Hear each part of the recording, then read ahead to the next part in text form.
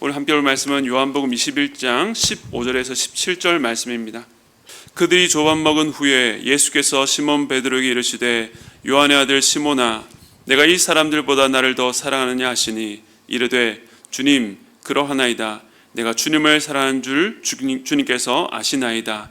이르시되 내 어린 양을 먹이라 하시고 또 두 번째 이르시되 요한의 아들 시몬아 내가 나를 사랑하느냐 하시니 이르되 주님 그러하나이다. 내가 주님을 사랑하는 줄 주님께서 아시나이다. 이르시되 내 양을 치라 하시고. 함께 읽겠습니다. 세 번째 이르시되 요한의 아들 시몬아 내가 나를 사랑하느냐 하시니 주께서 세 번째 내가 나를 나를 사랑하느냐 하심으로 베드로가 근심하여 이르되 주님 모든 것을 아시오매 내가 주님을 사랑하는 줄을 주님께서 아시나이다. 예수께서 이르시되 내 양을 먹이라. 아멘. 네, 오늘은 내가 나를 사랑하느냐라는 제목으로 하나님의 말씀을 나누겠습니다. 제자들은 예수님을 장사했던 무덤이 비어있는 것을 확인하고 또 여인들을 통해서 주님의 부활 소식을 들었음에도 불구하고 두려워서 문을 잠그고 있었습니다. 주님은 그러한 제자들을 찾아오셨고 한 주 뒤에도 의심했던 제자 도마를 위해서 또다시 찾아오셨습니다. 이처럼 제자들은 예수님을 이미 두 번이나 만났지만 안타깝게도 그 부활에 대한 기쁨과 감격보다는 여전히 주님을 부인하고 십자가 앞에서 도망쳤던 과거 그 실패에서 벗어나지를 못했습니다. 그래서 주님은 세 번째로 이 디베라 바닷가에서 그들에게 나타나신 것입니다. 21장은 요한복음의 에필로그로 부활하신 주님께서 제자들을 만나서 그들을 회복시켜 나가시는 내용을 담고 있습니다. 다음 주까지 세 번에 걸쳐서 21장을 살펴보려고 하는데요. 지난번 말씀에서 제자들은 밤이 새도록 물고기 한 마리 잡지 못하고 배 위에 멍하니 서 있었습니다. 이 모습은 이 제자들의 영적인 상태를 단적으로 보여준다라고 할 수 있습니다. 주님은 그들에게 그물을 배 오른편에 던지라 말씀하셨고 그 말을 따랐던 제자들은 그물을 들 수 없을 만큼 많은 고기를 낚게 되었습니다. 이것은 제자를 처음 부르셨던 장면을 재현하셔서 사람 낚는 어부의 사명을 주신 주님의 부르심이 여전히 유효하다는 것을 알리신 것입니다. 이어서 주님은 와서 조반을 먹으라. 지친 그들을 위해서 따뜻한 식사로 초대하셨습니다. 직접 음식을 준비하시고 건네해 주심으로 그들의 몸과 마음을 위로하신 것입니다. 이것은 오병이어의 표적과 성만찬을 재현하신 것입니다. 제자들이 먼저 주님으로부터 그 양식을 먹어야 다른 영혼들에게도 이 양식을 나눠서 살릴 수 있기 때문이었습니다. 바로 여기까지가 이 회복의 첫 단계였습니다. 이제 오늘 본문에서 주님은 조금 더 직접적으로 그리고 개인적으로 다가가십니다. 제자들은 주님을 만나서 식사하는 동안에도 아무런 말을 하지 않았던 것 같습니다. 그런데 이 정적을 깨고 주님께서 시몬 베드로에게 말씀하셨습니다. 예수님이 세 번 질문하시고 베드로가 세 번 대답하는 이 장면은 요한복음에서 뿐만 아니라 성경 전체를 통틀어도 아주 유명한 장면입니다. 그런데 지금 이 장면은 또 한 번 과거의 기억을 떠올리게 합니다. 밤을 새고 날이 점점 밝아올 때였으니 주변은 여전히 많이 어두웠을 것입니다. 베드로가 주님이시란 말을 듣고 배에서 뛰어내려 육지에 도착했을 때에 거기에는 이 숯불이 피워져 있었습니다. 그것은 음식을 준비하기 위해서 피운 것이었지만 여기서 숯불이라는 헬라어 단어 이 안드라키아는 신약 성경에 딱 두 번 나오는데 모두 요한복음에서만 나옵니다. 오늘 본문 말고 또 한 번 나오는 것이 요한복음 18장 18절인데요. 제가 읽겠습니다. 그때가 추운 고로 종과 아랫사람들이 불을 피우고 서서 쬐니 베드로도 함께 서서 쬐더라. 이 말씀에서 이 불이 안드라키아입니다. 예수님께서 제사장의 뜰에서 신문 받으실 때에 베드로는 한 제자의 도움을 받아서 그 안까지 들어갔습니다. 그리고 이 불, 바로 안드라키아 앞에서 몸을 녹이며 구경하러 왔던 다른 사람들과 함께 주님이 신문 당하시는 모습을 먼 발치에서 보고 있었던 것입니다. 그런데 갑자기 곁에 있었던 사람들이 베드로에게 너도 그 제자 중 하나가 아니냐라고 추궁하기 시작했고 베드로는 세 번이나 강하게 부인하고 말았습니다. 이처럼 숯불 앞에서 예수님께서 베드로에게 했던 세 번의 질문은 요한복음 18장에서 예수님을 세 번 부인했던 사건을 떠올리게 합니다. 그러니까 앞서 제안했던 것은 첫 부르심, 오병이의 표적과 성만찬이라는 은혜와 위로였는데, 지금 이 제언은 베드로 입장에서는 너무나도 뼈아팠을 것입니다. 마치 빗으로 깊이 찌르듯 주님의 거듭된 질문에 베드로는 괴로웠을 것입니다. 왜 예수님께서 이렇게까지 하셨을까요? 사실 베드로가 주님을 세 번 부인한 것은 그냥 엉겁결에 너무나도 당황한 나머지 한 말실수 수준이 아니었습니다. 마가복음에 보면 베드로가 예수님을 세 번째 부인했을 때 이렇게 설명합니다. 마가복음 14장 71절 말씀 우리 함께 읽겠습니다. 시작. 그러나 베드로가 저주하여 맹세하되 나는 너희가 말하는 이 사람을 알지 못하노라 하니. 명예와 수치가 중요한 문화권에서 베드로가 예수님을 이토록 맹세까지 하면서 저주한 것은 자신이 예수님과 전혀 상관없다는 것을 확실히 보여주는 증거였습니다. 사람들은 그가 이렇게까지 저주한다면 절대로 예수를 따르는 자일 수 없으니 그를 보내준 것입니다. 그런데 베드로에게 예수님은 어떤 분이셨습니까? 베드로가 받은 사랑과 은혜를 이루다 말할 수 없습니다. 주님은 자신의 유익을 위해서 한 번도 이 베드로를 이용하신 적이 없었고 그를 끝까지 사랑하셨습니다. 그런데 베드로는 그런 예수님을 저주까지 하고 돌아선 것입니다. 그래서 예수님의 공생의 중요한 자리마다 가장 앞장서 있었던 이 베드로가 이제 후에는 예수님께서 십자가에 달리시는 그때에도 보이지가 않습니다. 하지만 그럼에도 예수님은 여전히 사랑의 주님이셨습니다. 베드로의 죄를 용서하시고 그를 회복시키길 원하셨습니다. 하지만 이 회복은 무작정 덮어놓고 내가 무슨 죄를 저질렀든 난 상관없다, 다 괜찮다, 아무 문제 없으니 그냥 잊어버려 라고 하는 방식은 아니었습니다. 예수님은 베드로가 그 현실을 직면하기를 원하셨습니다. 주님의 질문은 분명 칼을 찌르듯 베드로를 아프게 했지만 그것은 상처를 내기 위한 것이 아니라 정교한 의사의 손길과 같이 그를 고치기 위한 것이었습니다. 이제 예수님과 베드로의 대화를 보겠습니다. 우리 15절 말씀 함께 읽겠습니다. 시작.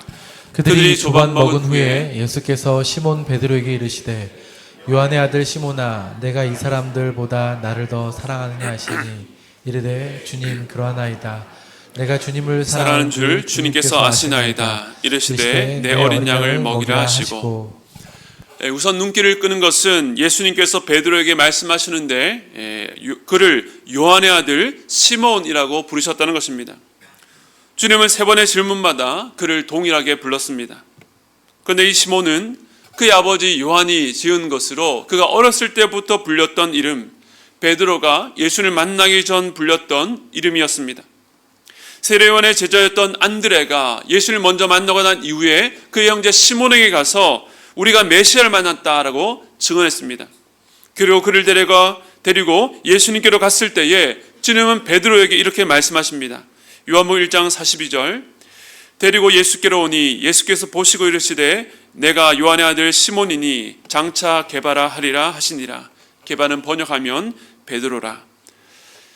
예수를 만난 후부터 그는 시몬 베드로라고 불렸지만 오늘 본문에서 예수님은 베드로라는 이름을 빼고 시몬이라고만 부르십니다. 가이사라 빌립보에서 베드로가 예수를 향해서 놀란 신앙을 고백했을 때에 주님은 내가 이 반석 위에 내 교회를 세우겠다라고 말씀하셨습니다. 베드로는 제자들 사이에 늘 리더의 자리에 있었고 나중에 초대 교회에서도 이 반석과 같은 역할을 했습니다. 그러나 지금의 시몬에게 이 베드로라는 이름은 너무나도 무겁고 부담스러운 이름이었습니다. 베드로라고 불리는 것 자체가 그에게는 괴로운 일이었을 것입니다. 마치 배신한 자에게 그의 옛날 별명이었던 충성이라고 부르는 것과 같은 효과입니다. 그는 전혀 반석답지 못했고 시험 앞에 크게 흔들리고 말았습니다.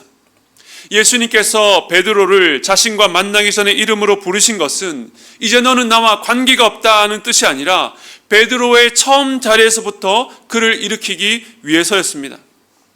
저도 때로 목사라는 직분, 이 담임 목사라는 자리가 참 무겁고 스스로 보기에 적합하지 않은 것처럼 느껴질 때가 있습니다.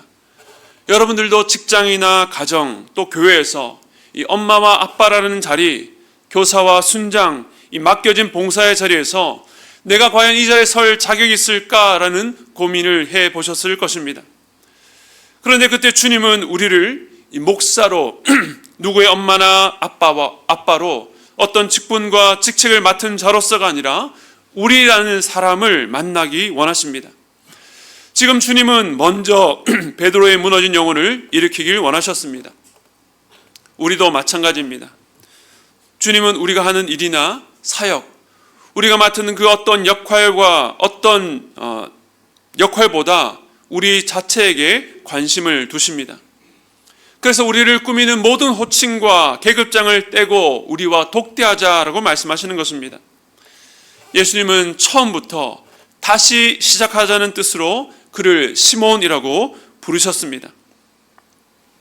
제가 설교를 준비하면서 오늘 본문 세 구절에 있는 예수님의 질문과 베드로의 대답을 노트에 따로 기록하고 관찰해 보니까 이 두 가지 눈에 띄는 점을 발견할 수 있었습니다. 예수님의 질문을 보면 이 두 번째와 세 번째 질문은 동일한데 첫 번째 질문만 달랐습니다. 그리고 베드로의 대답을 보면 첫 번째와 두 번째 대답이 동일하고 세 번째 대답만 다른 것을 볼 수 있었습니다.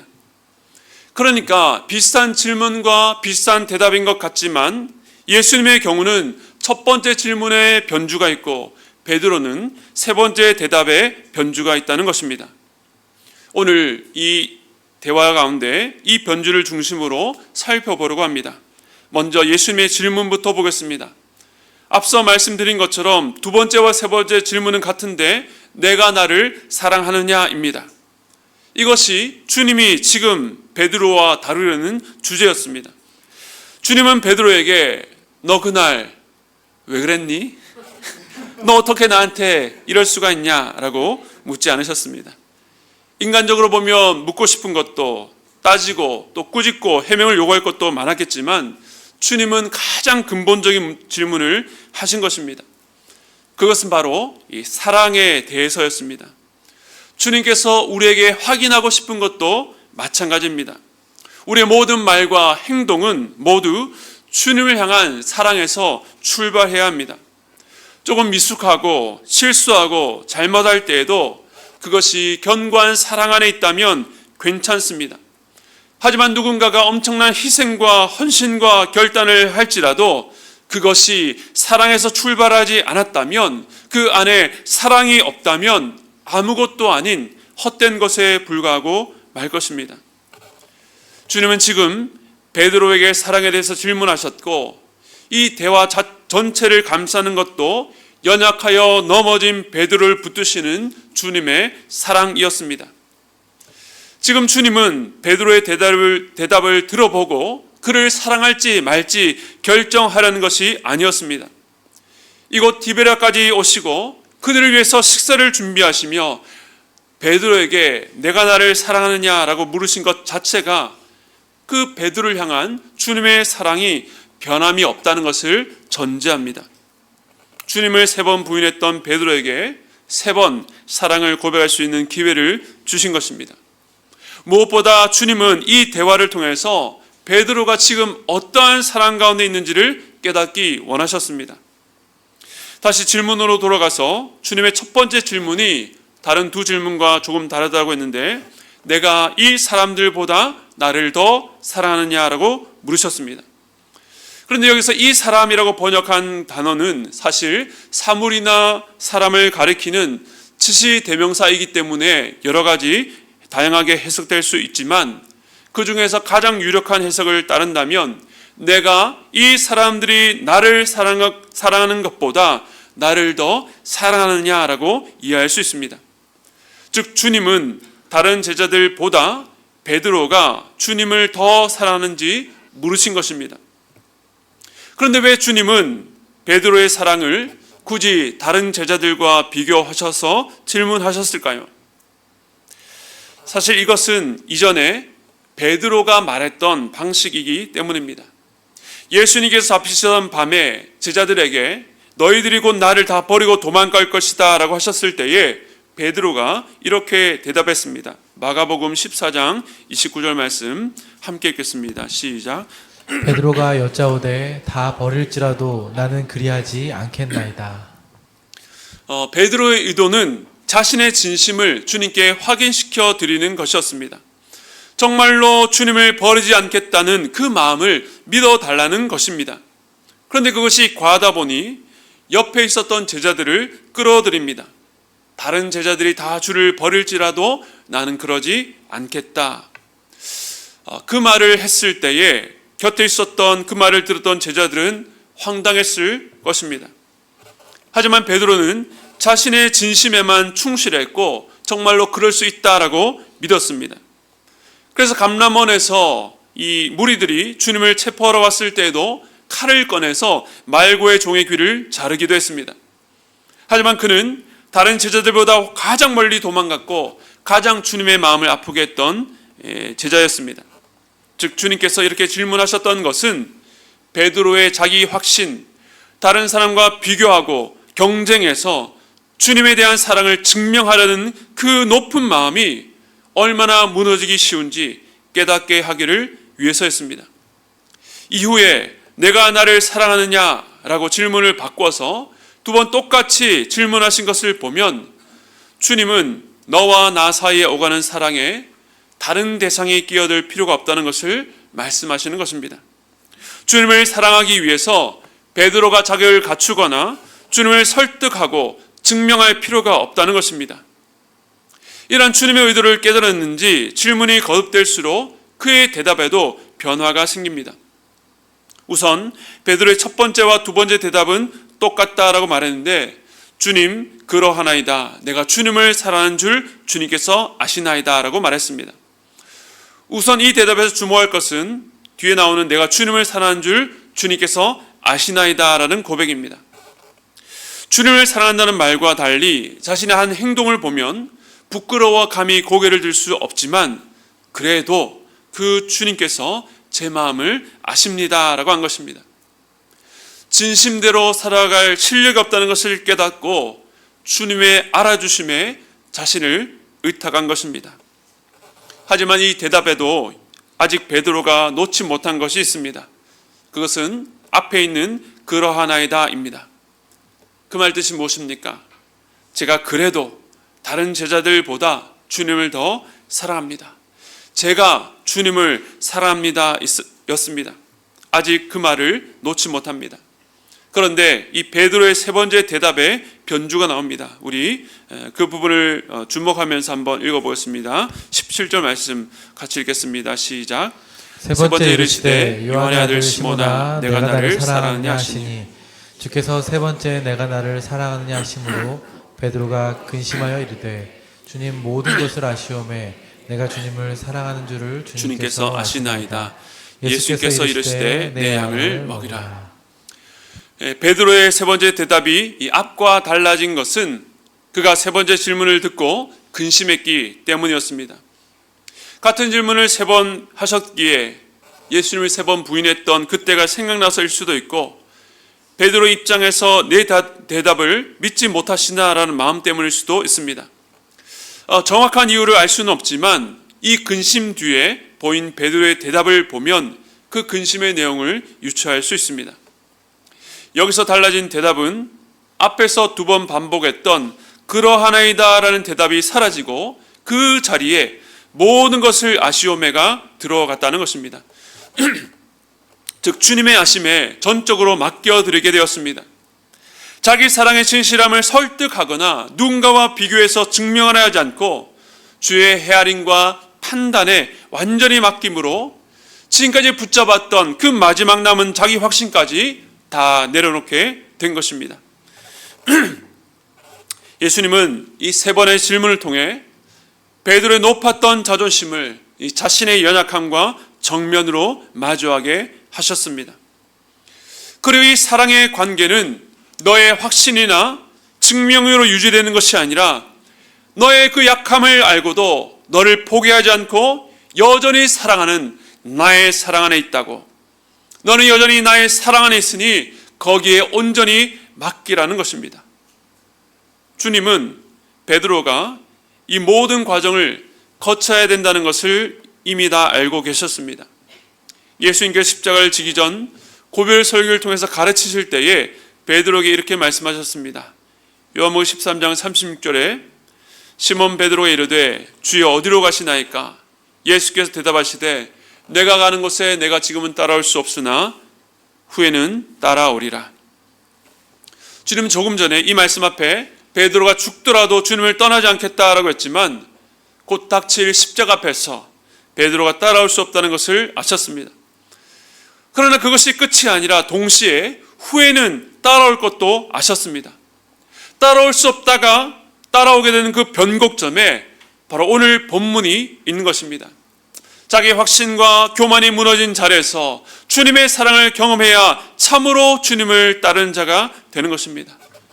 베드로에게는 부활하신 주님을 역사적 사실로 인정하는 것을 뛰어넘어 인격과 인격으로 만나는 것이 필요했던 것입니다. 그는 주님과 대화하는 가운데에 주님의 그 깊은 사랑을 경험하게 되었습니다. 주님께서 베드로에게 내가 나를 사랑하느냐라고 질문하신 것은 그의 사랑을 따져 확인하는 것이 아니었습니다. 주님의 사랑이 실패하고 넘어진 베드로를 여전히 붙들고 있다는 것을 알기를 원하셨기 때문에 이런 질문을 하신 것입니다. 제가 한 번씩 저희 20대가 우울하고 어두웠다는 말씀을 드리는 이유는 고3 때 하나님 앞에서 선교사로 서원했는데 그 서원과는 상관없이 20대 10년을 보냈기 때문입니다. 그런데 29 가을에 교회에서 처음으로 이 40일 특세가 열렸는데 저는 이것이 하나님께서 저희 20대를 돌아보고 30대를 준비하는 기회를 주셨다라고 생각하게 되었습니다. 남들이 보기에는 별 탈 없이 살아온 20대였지만 실제 내 마음이 얼마나 격동했는지 새벽마다 하나님 앞에 나가서 나의 뜻과 내 마음대로 살아온 것을 회개하며 저희 30대가 하나님께 붙들려서 하나님 기뻐하시는 대로 이끌어달라고 그렇게 기도했습니다. 그렇게 맞이한 30, 그 한 해 동안에 하나님께서 제게 참 많은 은혜를 베풀어 주셨습니다. 어떤 특별한 기적을 체험하거나 제 진로에 어떤 변화가 있었던 것은 아니었지만 하나님 앞에서 궁금했던 것들을 놓고 기도할 때마다 예배와 말씀 묵상 또 동역자들과의 대화를 통해서 정말 하나님께 곁에서 하나하나 가르쳐 주시는 그 친밀한 교제, 동행을 누리게 되었습니다. 그의 1년은 앞서 29년 동안 제가 하나님께 들었던 그 어떤 음성보다 더 많은 것을 듣고 깨달을 수 있는 시간이었습니다. 제 방황의 20대 그 10년의 골짜기 같은 인생을 회복시켜 주시는 것 같았습니다. 그리고 이 모든 회복의 가장 중요한 변곡점이 바로 하나님께서 저를 얼마나 사랑하신지를 깨닫게 되었기 때문입니다. 저는 19살에 하나님 앞에서 약속을 해놓고 지키지 못한 것이 늘 부끄러워서 스스로 낙인을 찍고 10년을 보냈습니다. 그런데 30살이었던 그 해 주님은 마치 디베랴 바닷가에서 이 베드로를 만나셨던 것처럼 제게 찾아오셔서 한 번도 저를 그러한 잣대로 판단하지 않으셨다는 것을 깨닫게 하셨습니다. 1년 동안 그 모든 일들을 통해서 하나님 저를 향해서 계속 사랑한다고 말씀하신 것 같았습니다. 이러한 사랑을 받고 보니 내가 앞으로 살아가야 될 삶은 지금까지 내가 잘못 살아왔던 삶에 대한 보상이나 보답이 아니라 나를 향해 한없이 부어주셨던 하나님의 사랑에 대한 감격으로 살아야 된다는 것도 깨닫게 하셨습니다. 주님은 이러한 사랑을 부어주실 뿐만 아니라 우리를 놀라운 사랑의 놀라운 자리로 이끄십니다. 베드로 또한 이러한 사랑을 경험한 이후에 내 어린 양을 먹이라, 내 양을 치라, 내 양을 먹이라는 사명의 자리로 부름을 받았습니다. 그것은 베드로 향한 주님의 약속이기도 했습니다. 누가복음 22장 32절 말씀 우리 함께 읽겠습니다. 시작. 그러나 내가 너를 위하여 내 믿음이 떨어지지 않기를 기도하였노니 너는 돌이킨 후에 내 형제를 붙게 하라. 아멘. 주님은 베드로가 믿는 데서 넘어지겠지만 그 믿음에서 떨어지지 않도록 기도하셨습니다. 그리고 그가 돌이킨 후에 형제들을 굳게 하는 목양의 사명을 맡기셨습니다. 베드로는 자신의 결단과 헌신이 무너진 자리에서 회복해 하시는 주님을 경험한 뒤에야 이 사명을 맡을 준비가 된 것입니다. 실패했던 자신을 다시 일으켜 회복해 하신 주님의 용서와 긍휼, 자신이 받았던 그 사랑으로 늘 곁길로 가는 주님의 양떼를 돌보고 먹이고 인도하라는 것입니다. 이러한 은혜를 받은 베드로의 심정이 되어서 베드로가 기록한 두 가지 서신 베드로전서와 후서를 읽어보면 느낌이 다릅니다. 베드로전서 5장 8절과 9절 말씀 우리 함께 읽겠습니다. 시작. 깨어라 너희 대적마귀가 우는 사자같이 두루다니며 삼킬 자를 찾나니 너희는 믿음을 굳건하게 하여 그를 대적하라. 이는 세상에 있는 너희 형제들도 동일한 고난을 당하는 줄을 알미라. 아멘. 우는 사자같이 두루다니며 삼킬 자를 찾나니, 이 말씀은 베드로가 예수님으로부터 들었던 경고이기도 합니다. 그러나 그때는 베드로는 이 주님의 경고가 들리지 않았습니다. 사람들이 나약해서 그런 시험에 넘어지는 것이지 베드로는 자신이 섰습니다. 다른 제자가 다 넘어질지라도 자신은 넘어지지 않고 주님을 붙들리라는 자신이 있었던 것입니다. 그런 위협 따위가 자신을 무너뜨릴 수 없다라고 생각했습니다. 그러나 그 결과는 처참한 실패였습니다. 하지만 그 실패의 자리에서 베드로가 오늘 본문에서처럼 주님의 놀라운 사랑을 경험하게 됩니다. 그리고 그는 그가 경험한 은혜와 사랑으로 성도들을 따뜻하게 권면합니다. 다음 구절 10절 말씀 우리 베드로의 심정으로 같이 한번 읽어보겠습니다. 시작. 모든 은혜의 하나님 곧 그리스도 안에서 너희를 부르사 자기의 영원한 영광에 들어가게 하신 이가 잠깐 고난을 당한 너희를 친히 온전하게 하시며 굳건하게 하시며 강하게 하시며 털을 견고하게 하시리라. 아멘. 모든 은혜의 하나님, 그분이 우리를 부르사 자기의 영원한 영광에 들어가게 하신 이가 잠깐 고난을 당한 너희들이라고 말합니다. 잠깐 고난을 당한 너희는 잠깐 주님을 외면하고 부인하고 실패한 채 갈릴리로 돌아갔던 베드로이기도 했습니다. 그런데 주님께서 그러한 자들을 어떻게 하시겠다라고 약속하셨습니까? 친히 온전하게 하시며 굳건하게 하시며 강하게 하시며 털을 견고하게 하시리라 라고 약속하셨습니다. 베드로는 먼저 실패한 자신을 온전하고 굳건하며 강하고 견고하게 하셨던 은혜를 경험한 자입니다. 자신이 받은 은혜로 고난 가운데 있는 성도들을 위로하고 있는 것입니다. 자신이 주께 받은 사랑으로 그들을 먹이고 있습니다. 주님의 은혜는 인간의 어떠한 실패를 다 받아내시고 다시 강하게 세울 만큼 능력이 충분합니다. 우리도 넘어질 수 있지만 그 실패가 우리를 완전히 무너뜨릴 수 없는 것은 여전히 우리를 붙드시며 놓지 않으시는 주님의 사랑 때문인 줄로 믿으시기 바랍니다. 베드로는 가장 끔찍한 실패자였지만 그 실패가 가장 놀라운 주님의 사랑과 은혜에 잠겨 있을 때에 가장 탁월한 초대교회 지도자가 되었습니다. 그의 약함을 통해서 주님의 강함이 드러나게 된 것입니다. 사랑하는 성도 여러분, 주님과 여러분 사이의 거리는 얼마이십니까? 주님을 이미 몇 차례 만났지만 여전히 멀게만 느껴지는 자리에 있는 것은 아닙니까? 그러나 여전히 우리를 포기하지 않으시며 사랑하시는 주님이 오늘 우리에게 물으십니다. 내가 나를 사랑하느냐? 모든 것을 아시는 주님 앞에 우리가 증명하고 설득할 것은 없습니다. 그저 주님이 증명하신 사랑 안에 머물며 주님께 온전히 맡기는 여러분 되시기 바랍니다. 이러한 사랑을 여러분의 머리가 아니라 여러분의 가슴 깊이 경험하는 자리가 우리의 삶의 변곡점이 될 것입니다. 주님의 사랑은 우리를 과거의 후회에 머물게 하지 않습니다. 잊으면 살 것 같다가도 다시 떠오르면 쓰러진 기억 속의 굴레처럼 우리를 맴돌게 하지 않으시고 우리를 회복시켜 주님의 사랑이 아니었다면 꿈꾸지 않았을 곳, 주님의 사랑이 아니었다면 절대 사랑할 수 없는 사람들에게로 보냅니다. 우리의 능력으로 감당할 수 없고 자책하며 무너질 때도 있지만 주님의 사랑은 또다시 우리를 일으켜 우리의 약함을 통해서 주님의 가장 강함이 드러나게 하실 것입니다. 그러므로 여러분의 그 모든 것들을 주님의 사랑에 맡겨드리시기 바랍니다.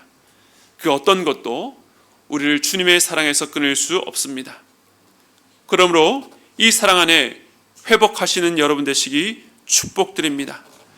그리고 주님의 부르시는 곳으로 나아가 여러분이 주께 받은 사랑으로 사람들을 일으키며 회복시키시는 놀라운 역사 나타나기를 주님의 이름으로 축원드립니다.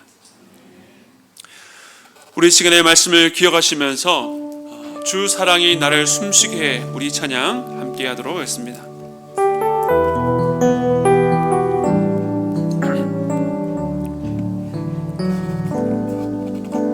주 사랑이 나를 숨쉬게 해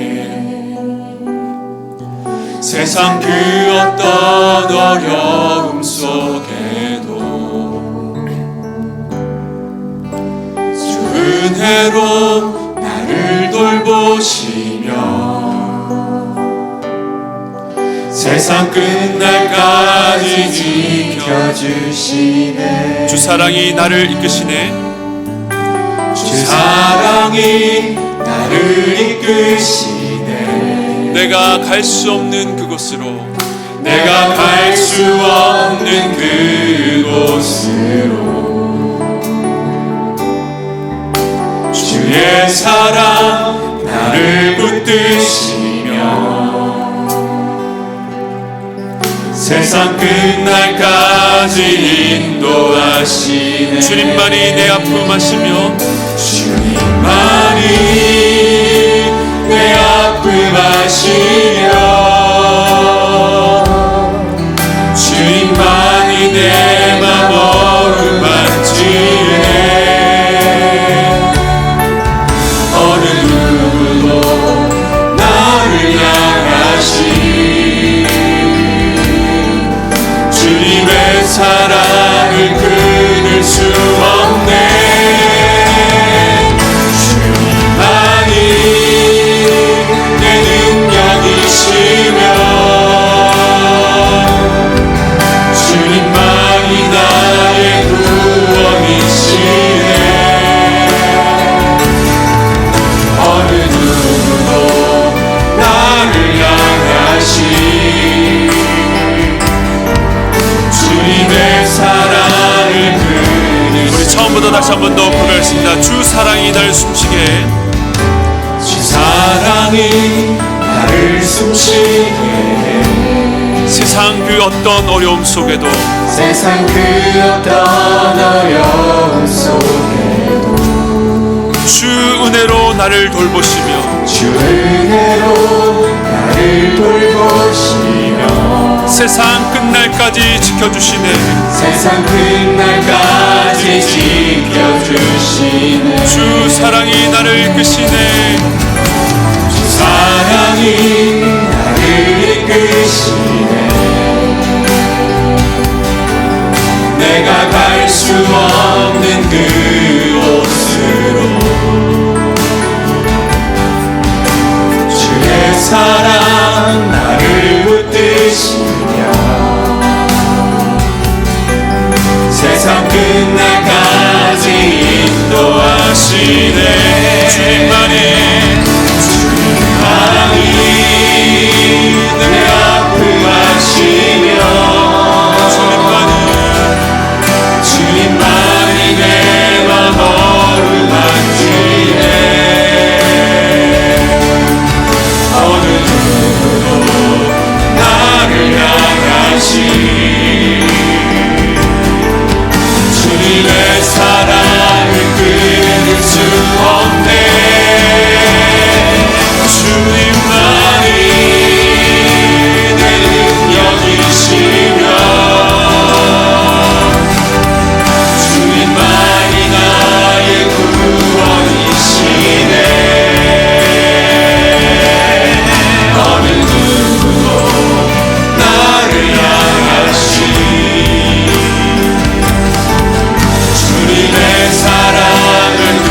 주님만이 내 아픔 아시며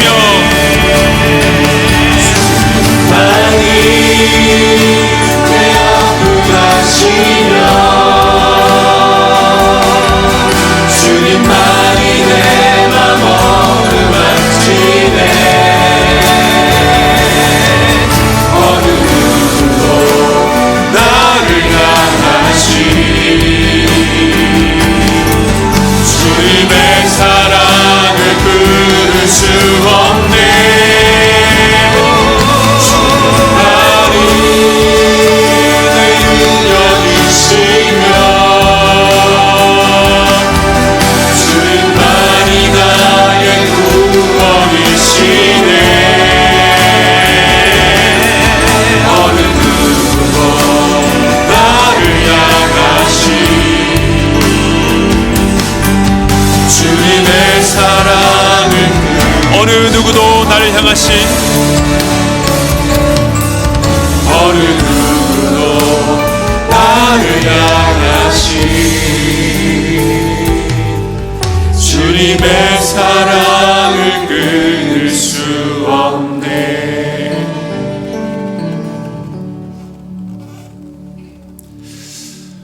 우리의 땅 가운데 어떤 어려움 속에 있어도 주님의 사랑은 우리로 숨쉬게 합니다. 주님의 사랑이 우리 안에 있다면 그 어떤 상황에도 우리는 괜찮습니다.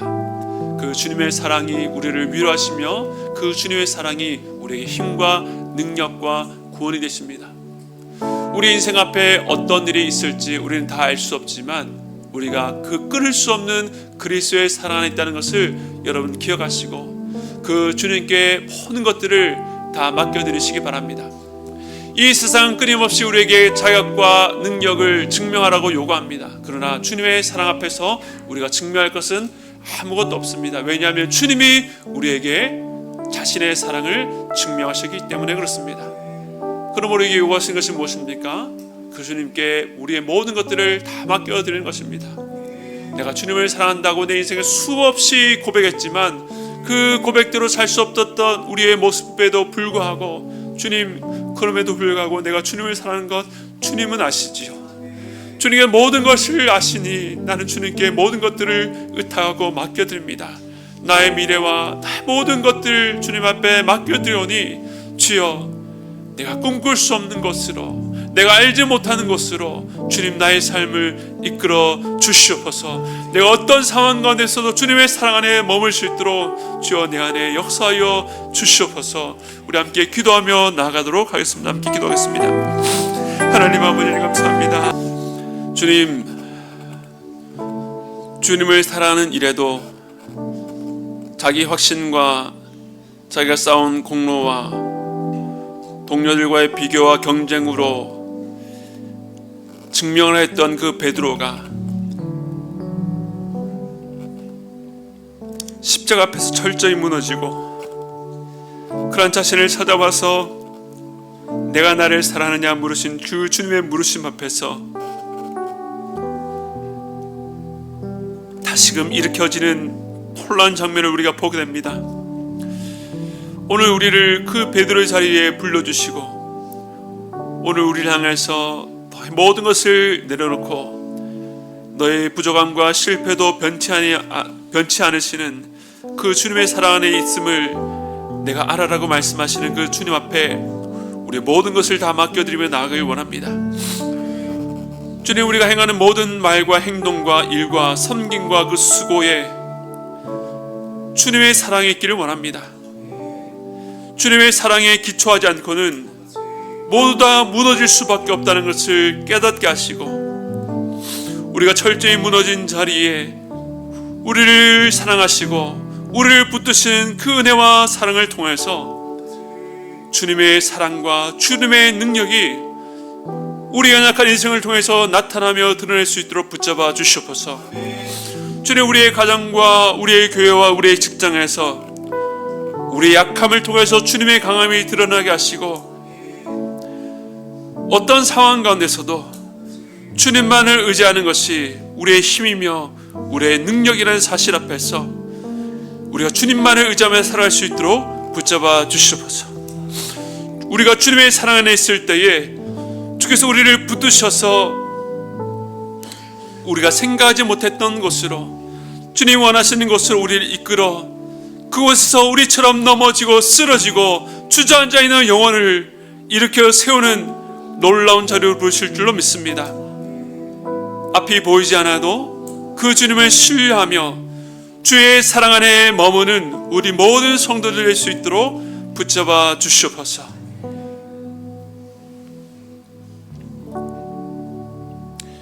지금은 우리 주 예수 그리스도의 한량없는 은혜와 하나님 아버지의 무한하신 사랑하심과 성령님의 감동 감화 교통하심의 역사가 내가 나를 사랑하느냐 물으시는 그 주님의 물으심 앞에 주께서 모든 것을 아시오매 내가 주님을 사랑하는 줄 주께서 아시나이다 라고 고백하며 모든 것을 맡기는 우리 모든 성도들의 머리 위에 지금부터 영원토록 함께 있기를 축원드리옵나이다. 아멘.